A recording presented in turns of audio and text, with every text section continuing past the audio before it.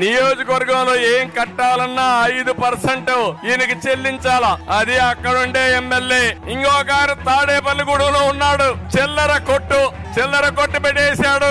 ఏది బిల్డింగ్ కావాలన్నా tax కట్టాల్సింది, layout చేయాలన్నా ట్యాక్స్ కట్టాల్సింది, అన్నిటికీ ట్యాక్స్లే. భీమవరం ఉన్నాడు గజ దొంగ, మామూలు కాదు.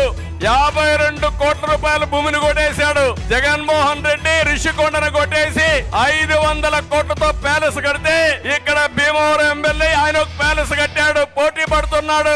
పేదలకు ఇల్లు కట్టలేరు గాని వీళ్ళు మాత్రం ప్యాలెస్లు కట్టుకుంటారు. నర్సాపూర్ లో ఇంకొక ఆయన ఉన్నాడు, ఆయన పేరే నియోజకవర్గాన్ని ప్రసాదం మారిగా మింగేస్తున్నాడు. ఆయన ఒక ఎమ్మెల్యే. పేదలకు ఇళ్లు పట్టాల కోసం తక్కువ ధరకు భూములు కొని మొత్తం వెంచర్లేసి అమ్మేసే పరిస్థితికి వచ్చాడు, గవర్నమెంట్ కి ఇచ్చే పరిస్థితికి వచ్చాడు.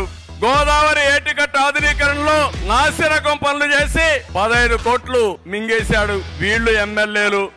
కదలిరా కదలిరా ఓ తెలుగో